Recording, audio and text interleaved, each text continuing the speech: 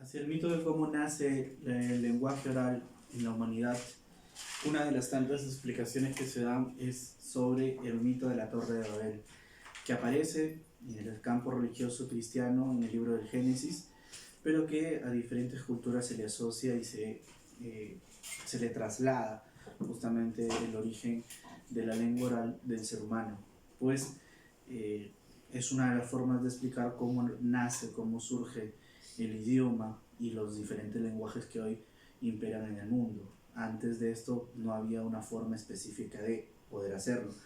La Torre de Babel tiene el propósito de ser construida para alcanzar el cielo, para alcanzar a Dios, pero vamos a ir viendo cómo justamente este mito, esta leyenda, tiene una validez o no. Hacia lo que viene a ser el año 1913, el arqueólogo Robert Goldthwait, ¿no? Descubre que este mito reposa sobre una construcción real que pudo pertenecer a la antigua Babilonia y encuentra una torre de Babel donde se supone que alcanzaba los 60 metros de altura y unas 400.000 toneladas de peso, que fue levantada con millones de piezas hechas de adobe y ladrillo. Su estructura estaba compuesta de varias terrazas de gran tamaño que ascendían a través de rampas hasta la cumbre final. Este descubrimiento se avala a partir de que a la vez aparece una tablilla de piedra que posee un supuesto grabado de la Torre de Babel. En esta tablilla se puede observar una construcción de varios pisos y una figura humana, identificada como el rey Nabucodonosor II, gobernante de Mesopotamia. El profesor Ken Dewey, encargado de la investigación, confía en la existencia de este edificio, principal fuente de inspiración del mito babilónico. Lo que dice el Génesis es que el ser humano se embeleció por su obra y Dios los castigó hablando diferentes lenguas entre cada uno de ellos sin que se entendiesen, y que aquellos que se entendiesen se agrupasen y se fueran por diferentes caminos donde alguien más los pudiera entender. Bienvenidos estudiantes del segundo año de secundaria a lo que es del primer año de secundaria a lo que es el cierre de la actividad de esta semana, que es, como que fue titulada, reconocemos la gran civilización egipcia y mesopotámica. Con esto damos cierre a lo que vendría a ser dos grandes culturas de la época antigua, de la edad antigua, que nos va a permitir comprender justamente la primera conformación social, la primera conformación cultural,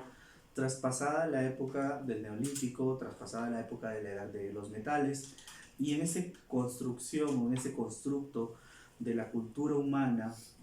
tanto la civilización egipcia como la civilización mesopotámica van a ser fundamentales y trascendentales.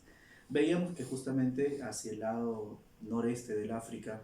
la cultura egipcia se había desarrollado, pero Mesopotamia va a tener un desarrollo más hacia el lado asiático, hacia lo que se conoce como el Asia Menor. Es un conjunto de diferentes culturas que van a ir subiendo en el rango de importancia en diferentes procesos históricos y que de manera conjunta o de manera global conforman lo que se conoce como la civilización mesopotámica. Tal es el punto que hablamos de babilonios, de asirios, ¿no?, de sumerios, y una de las cosas a las cuales hay que agregarle aquí es que se asume o se dice, por eso empezaba con el mito de la Torre de Babel, es que en Mesopotamia nace la escritura y con ello nace la historia, porque ya se puede registrar, ya se puede enmarcar lo que es el desarrollo del ser humano en un soporte, en un contexto perdurable en el tiempo. La cultura mesopotámica se va a desarrollar en los valles de los ríos Tigris y Éufrates como evidencias nuevamente de la necesidad del ser humano de una fuente de agua que le permita una organización, un desarrollo. Actualmente la ocupación de Mesopotamia sería lo que nosotros conocemos como los estados o la República de Irak y de Siria, países que, sin ser extraño, son muy bélicos en la actualidad en nuestro contexto y que ya mostraban alguna singularidad de ser bélicos desde la formación de lo que viene a ser la civilización mesopotámica. Entonces nosotros vamos a encontrar justamente aquí que este origen entre sumerios, acadios, Babilonia, Asiria, los neobabilónicos, van a dejar diferentes rasgos esculturales, monumentales, pictóricos, ¿no? Que van a dar evidencia de esta gama de lo que viene a ser la cultura mesopotámica. Es así que nosotros, por ejemplo, vamos a ver que los sumerios, que son los primeros que dan origen a la civilización mesopotámica, eran agrícolas y pastoriles, una característica que se va a hacer muy frecuente en lo que viene a ser el aspecto de la edad antigua, sobre todo el aspecto económico. Los acadios van a controlar las rutas comerciales, digamos, van a ser los que tiren el eje económico en esta primera fase de la civilización mesopotámica. Cuando llegue el imperio babilónico a apoderarse de todo el terreno, de todo el territorio de los valles que comprende el río Tigris y Éufrates, vamos a ver que el rey Hammurabi va a unificar las ciudades, intentará armar una especie de una gran ciudad, pero al final no podrá tener éxito, pues será vencido por el imperio asirio y la capital se convertirá en Nínive. El rey Hammurabi, el código Hammurabi o la ley Hammurabi, ¿no? Tiene que ver justamente en el contexto de Mesopotamia. Si bien Egipto es una civilización, es un desarrollo cultural más prolijo, más extenso, en cuanto a lo histórico o lo trascendental, Mesopotamia tiene rasgos característicos de lo que configuran hoy nuestra sociedad humana. El imperio asirio, venciendo el imperio babilónico, sobre todo con Hammurabi, y transformar a Nínive en la capital, organiza la era de acuerdo a la guerra. Entonces, nuevamente, el carácter, el criterio bélico del territorio mesopotámico es frecuente desde su nacimiento, hasta llegar al imperio neobabilónico, donde Babilonia vuelve a tener importancia política y se convierte otra vez en la capital y cierra este proceso, este episodio del rey Nabucodonosor II, justamente el rey del mito, de la leyenda de la Torre de Babel. En este transcurrir histórico nosotros vamos a encontrar que nuevamente hay una organización social, hay una organización, una distribución en cuanto a las funciones, en cuanto a las acciones que cada sector de la población debería realizar, debería concretar. Es así, el rey va a estar siempre a la cabeza. Ya no va a ser faraón, sino en el caso de la civilización mesopotámica va a tener el nombre de rey. Verán que la división también social consiguiente al rey serán denominados hombres libres y hombres semilibres, o los llamados meshkin, y finalmente los hombres sin libertad, que es un sinónimo de esclavitud, ¿no? Es una característica también aquí de la edad antigua de impregnar en la humanidad el sentido de esclavitud. Hasta lo que es la religión, vamos a encontrar una religión nuevamente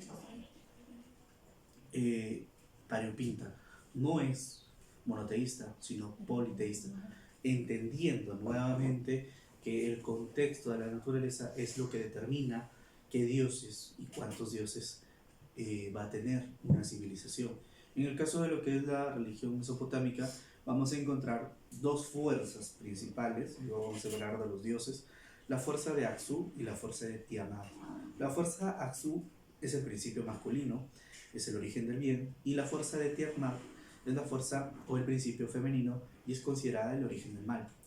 Más o menos para que entiendan la sección de la mujer, cómo se entendía la mujer en la edad antigua, ¿no? Y cómo esto ha ido evolucionando para que hoy en día tengamos una percepción, un concepto diferente, aún no 100% superado, pero que se considera que la mujer es un elemento negativo, socialmente hablando. Pero dentro de estos, o fuera de estas fuerzas, nosotros hablamos de tres dioses fundamentales o principales. El dios Anu, que era el padre de todos los dioses, considerado el señor de los cielos, de algún modo a quien se le va a alabar, adorar por las lluvias, al dios Enlil, que es el dios del aire y del viento, y al dios Ishtar, a la diosa Ishtar, que es la diosa del amor, la diosa de la familia. El culto a los dioses va a ser a partir practicado de los sacerdotes, y esto no se va a asemejar en distinción con la cultura egipcia ni con las diferentes civilizaciones que luego vamos a ir viendo de manera paulatina, pausada, lo que comprende la edad antigua, y asemejándolo un poco a lo que es el desarrollo cultural peruano. Esto asimismo hace ver que cada ciudad, como lo hemos visto en el origen, cada ciudad va a tener su propia divinidad, su propio dios principal. No solamente vamos a hablar de Anu, Enlil, ¿no? Ishtar, sino también vamos a hablar de Enki, del dios Shamash, y del dios Sin. Aquí va a ser fundamental que estos dioses van a aterrizar en el arte o van a ser parte fundamental del arte mesopotámico, desde la escritura, desde la arquitectura, desde la literatura. A partir de aquí también la presencia literaria es pieza fundamental para justificar científicamente que es aquí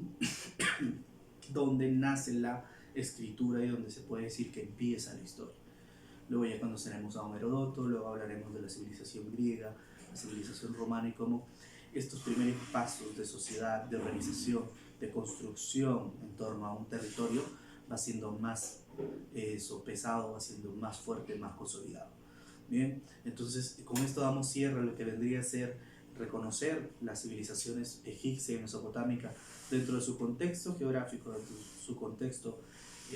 político, y cómo estas dos civilizaciones han marcado de alguna u otra manera la característica fundamental de lo que viene a ser Egipto, la República de Irak y la República de Siria, y obviamente los territorios consiguientes, ¿no? Sin más, quedo atento a sus preguntas, quedo atento a sus dudas. Cualquier cosa está en la plataforma del colegio, cualquier duda está el grupo de WhatsApp de la sección, y nada más. También estamos en las clases remotas